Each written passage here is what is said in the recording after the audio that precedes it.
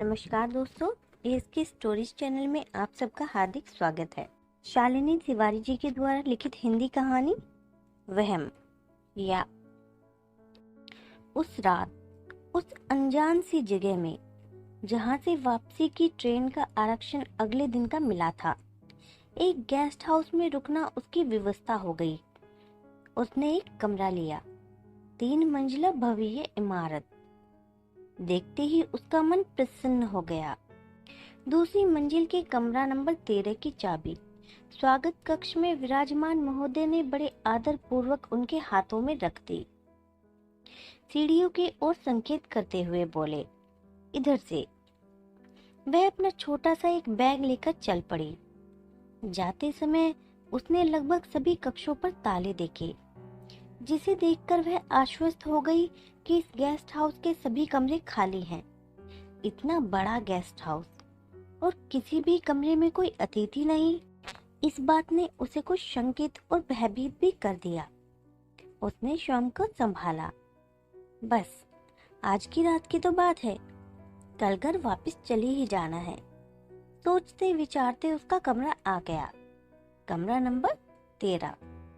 उसने ताला खोला और चर की आवाज के साथ दरवाजा खुला तो भीतर एक विशाल स्वच्छ कक्ष, जिसमें एक डबल बेड और एक सोफे के अतिरिक्त एक छोटा सा स्टूल रखा था।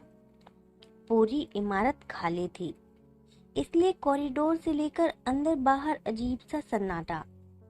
उसे लगा कि कॉरिडोर में कोई सीढ़ियां चढ़कर आया है किसी अन्य कमरे में, और किसी आगंतुक की आशा से उसने उन पदचापों को सुनकर दरवाजे से बाहर देखा, लेकिन वहां दूर दूर तक कोई नहीं था।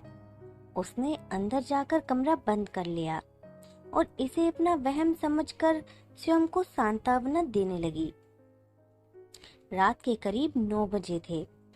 उसने कपड़े बदलकर आराम करना ही उचित समझा, क्योंकि उसे कुछ खास भूख नहीं थी। इसलिए उसने कमरे की लाइट बंद कर दी और सोने का प्रयास करने लगी।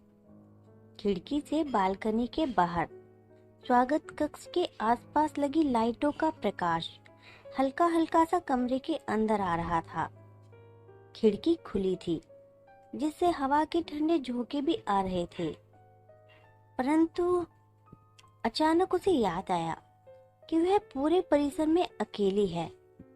किसी अनहोनी की आशंका से वह उठी और उसने खिड़की बंद कर दी। वह वापस लेट गई और सोने का प्रयास करने लगी।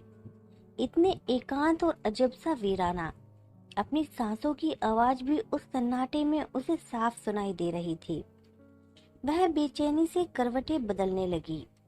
अचानक उसे लगा खिड़की के बाहर कोई खड़ा है। उसने ध्यान से देखा।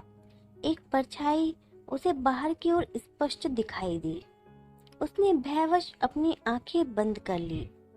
थोड़ी देर बाद उसने धीरे से आंखें खोली और खिड़की की ओर देखा। वहां अब कोई नहीं था। वह इसे वहम समझकर कुछ निश्चिंत हुई। थकान के कारण उसकी आंख लग गई। तभी उसे कॉरिडोर में किसी के पदचाप साफ सुनाई दिए। यह कोई स्त्री ही थी, क्योंकि पदचापों के साथ साथ घुंघरूओं की आवाज भी साफ सुनाई दे रही थी।